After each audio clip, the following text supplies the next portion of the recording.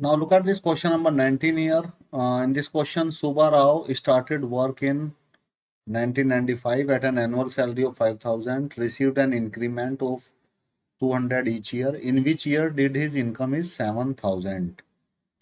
So let me write the given data. Suppose first year में उनकी income थी 5,000 rupees in 1995, right? So it is an AP. And then 2,000 rupees 200 rupees increase होते थे, तो next year में हो गई 5,000. 1995 में उनको मिले 5,000, फिर 1996 में उनकी इनकम हो गई 5,200 रुपीज, राइट. और इसी तरह से बढ़ती चली गई इनकम, और इनकम हो गई 7,000 रुपीज. सो किस ईयर में उनकी इनकम 7,000 रुपीज हुई, ये हमें फाइंड करना है. So let me right the given data here. So what is a in this AP is 5,000, right. What is D in this AP is 200. और ए एन कितना दे रखा है, ए एन है हमारे पास, ए एन इज 7,000. ठीक है. So we remember the formula here. So a n is equal to a plus n minus 1 into d. So हम लोग यहाँ पे एन फाइंड आउट कर लेते हैं, राइट. तो ये कौन से टर्म में, ये फर्स्ट ईयर में ये थी पहले साल, दूसरे साल इनकम ये थी, और ये किस ईयर में इनकी इनकम ये थी, right. So put the value of A N है 7,000, ए है 5,000, N we need to find, and D is 200. So 7,000 minus 5,000 is 2,000 upon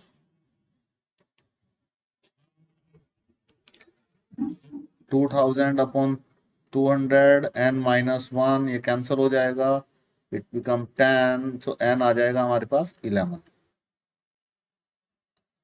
So n is 11. So 11th year में, in the 11th first year, second year, 11th year income is 7,000 rupees. But we need to find out the year. So 1996, ये 1995, 1996, तो ये year कौन सा आएगा.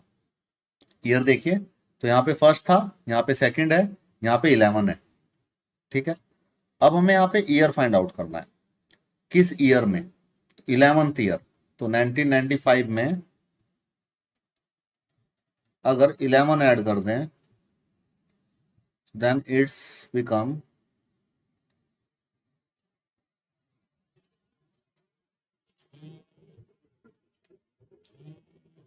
it's become 2006.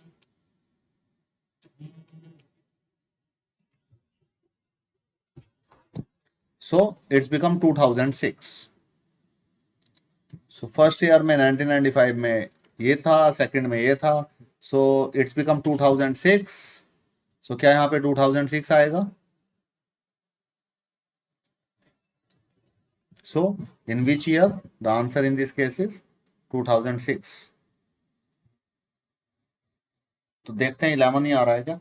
तो ये आएगा 11 माइनस 1, 10 आएगा. ठीक है. अब देखिए 2006 माइनस 1995 कितना आ रहा है, 2006 माइनस 1995, ये 11 आ रहा है, लेकिन डिफरेंस आना चाहिए 10. ठीक है. इसमें क्या करना होता है, इस तरह का एक्सप्रेशन, जैसे यहाँ पे 11 लिखा हुआ और यहाँ पे फर्स्ट से शुरू हुआ, तो कितनी टर्म्स है, 11 टर्म्स है, लेकिन यहाँ पे 11 आया, तो 11 10 1 में 10 ऐड किया. ठीक है. तो 1995 में 10 ऐड करेंगे तो ये आएगा 2005, राइट.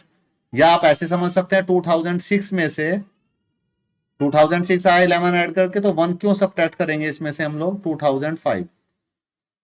2005 is the year. तो answer in this case is 2005, not 2006, right. आप समझ रहे हैं, 2006 में से 1995 को माइनस करेंगे तो कितना आ रहा है, 11 आ रहा है, लेकिन ये 11 में से 1 को माइनस करेंगे तो 10 आएगा, right. If you try to understand it with the help of this one, here it is 1995, it's 1996, 7, 8, 99, 2000, 2001, 2, 3, 4 and 5. So it's in 2005, in 11th year, in 2005.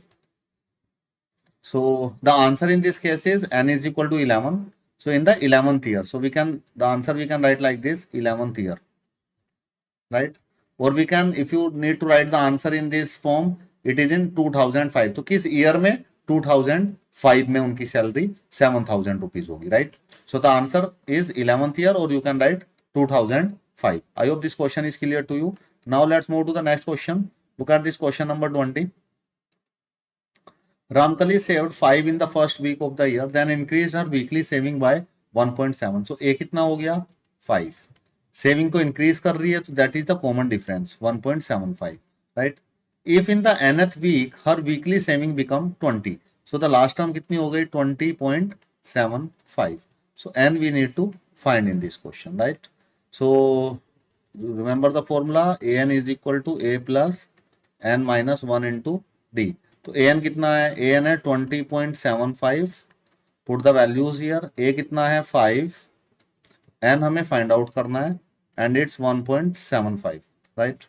So take this 5 on this side, it become 15.75, and divided by 1.75 is equal to n minus 1. So it cancel this. So 1.75 cancel this how many times?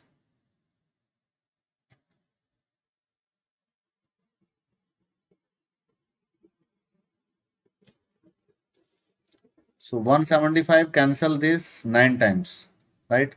So in this case, 9 is equal to n minus 1.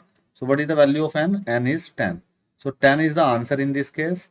So what is the value of n? N is 10. I hope this question is clear to you. I hope these questions are clear to you. So that's all about this exercise 5.2.